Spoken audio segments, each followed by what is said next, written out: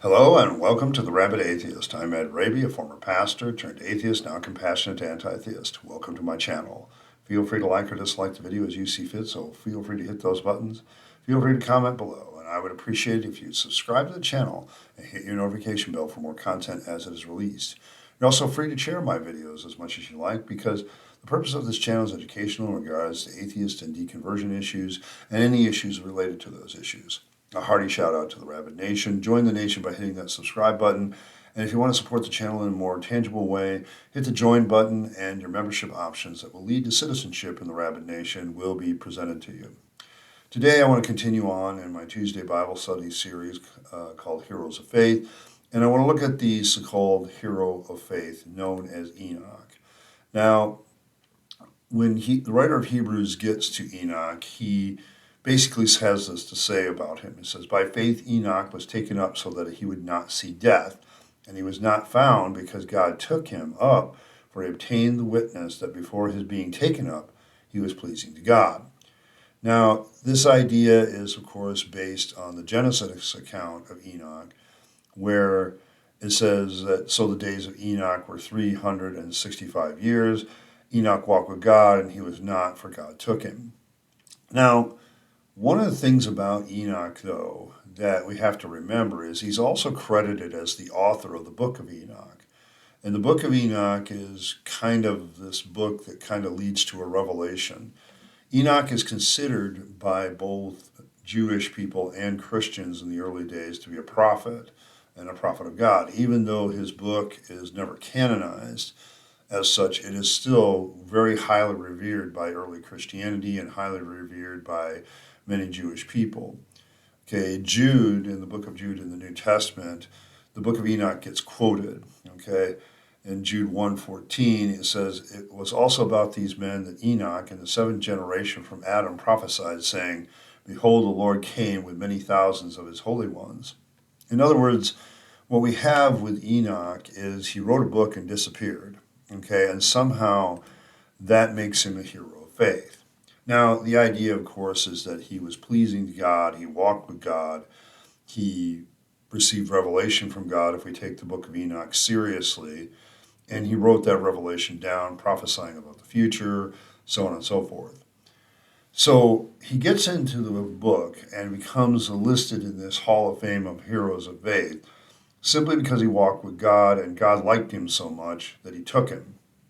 And supposedly, before his death, or in this case, before he was taken up by God, he doesn't see death at all. Because of how pleasing he was to God, he wrote a book that prophesied about certain events, but also gave a great revelation about angels and the whole bit of sex and angels and things like that is all in the book of Enoch. So what you can conclude from this is you can become a hero of faith just by hanging out with God for a while, to the point where he likes you so much he's not going to let you die.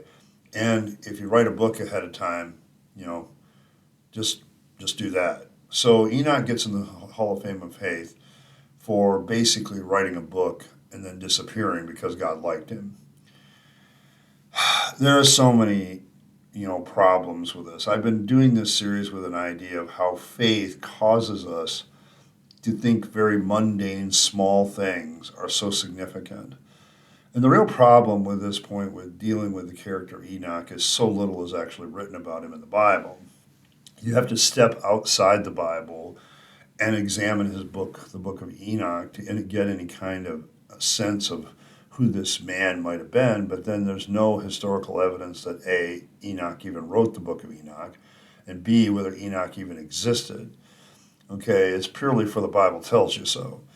And so we got that kind of issue with Enoch. And I always struggled as a preacher to preach about Enoch because there's so little here. He was pleasing to God begs the question, why? Why was he pleasing to God? See, this is the practical side of faith that's often missing.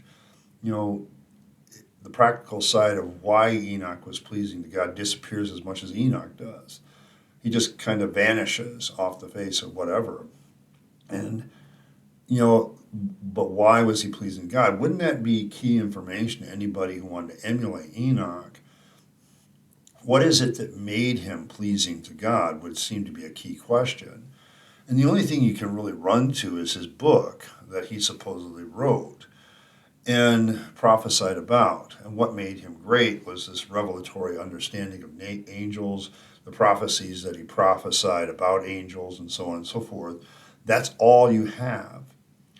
And so it's really doing very little, okay? It kind of illustrates that faith is more about, not so much about trust and belief, but just knowing the right person. You can, be considered something just because you pleased God. But what does that mean to please God? One of the problems with the heroes of faith is it seems that all of them have to do different things in order to please God. And this becomes a very problematic part of the Bible study. I mean, Abel doesn't have a lot written about him, but I can conjecture from the story and his actions that there was something about his sacrifice that was better than Cain's for whatever reason. But here I have even almost less to work with. I've read the book of Enoch, but I didn't remember much of anything because it didn't seem to have that significant impact in my life. And he doesn't seem to last the test of time. The book of Enoch never gets canonized. And so it's like the early Christians and Jewish people used the book of Enoch, they revered it, but they never really gave it that full support of saying this is canon. Okay, and so that kind of undercuts whether or not he did anything great with the book of Enoch, doesn't it? Not so great that everybody agrees that he needs that. But the big thing is he just disappears. He doesn't die. And we're given the reason simply that he was pleasing to God, and it begs the question, how? Why was he pleasing to God? The whole litany of questions comes, it would be helpful if we had this information, as to why he was pleasing to God and all the rest of it. But we don't have that, and we don't have anything like that. And that's the real problem with Enoch. It seems like you can just write a book and disappear, and you become a hero of faith. And I don't really see that that's really all that significant. He doesn't really do anything to help humanity. He doesn't, it's not claimed that he preached to anybody. Basically, we get this, he doesn't taste of death because God liked him. But we don't told why God liked him. How can you emulate something? How can you emulate a hero when you don't even know what he did to be a hero? Okay, he just literally is said to have done something, but we're not told why or how he did it. It seems like that would be important. Okay, and so there's this missing element of faith. And so I'm supposed to revere this character simply because he was pleasing to God, but I don't know why he was pleasing to God. And if I was a more ancient Christian, I would believe that he wrote the book of Enoch, but I'm not sure how that makes him a great man either. Okay, he's just being used as a vessel for God to reveal himself. And so from that standpoint, I just really don't get anymore, as now somebody who's an unbeliever, I look at this idea of revering Enoch as a hero of faith, and I'm asking a lot of questions as to why that would be the case. He becomes a mysterious, disappearing figure that wrote a book before he disappeared. And that's all he's got to it. And that's really the problem with the book of Enoch and with the character of Enoch. It's just this poof, there it is, and then, oh, bye, and he disappears, even though he lived 300 some years, supposedly. There's just a lot of sketchy things here with faith. And that's the thing about faith, isn't it? We continue to discover that faith causes you to revere somebody when they don't really do all that much, or what they do doesn't seem to be all that significant. I said it with Abel. He does mundane things, and somehow he gets in this book. Enoch does things that are a little less mundane in that he walks with God, but so did Adam and Eve. And, he supposedly writes a book that's revelatory about angels and different things and prophesies about certain things. And Jude picks up on that in his rant about what he's dealing with false preachers and stuff like that. But it doesn't change the fact that what we have here is a guy that doesn't do much, and somehow he's a big hero of faith, and so much so that he doesn't taste of death. That becomes a little bit strange to me, and I'm still trying to figure this guy out. But I guess I would be interested in in hearing what you have to say in the comments, of course. But I'm just more of a guy that looks at this as, okay, he's a hero of faith, but why? The statement of he's pleasing to God just begs the question, why? What did he do? Okay, and that would have been helpful information to anybody truly trying to find faith. Okay, as an atheist, I of course don't think Enoch actually existed. I think he was a concocted character. Okay, at the time that they were trying to prove to the Persian kings that they belonged in this land, they probably maybe had this tradition of the book of Enoch around, and so somebody penned the book, but there's no way to verify who wrote it.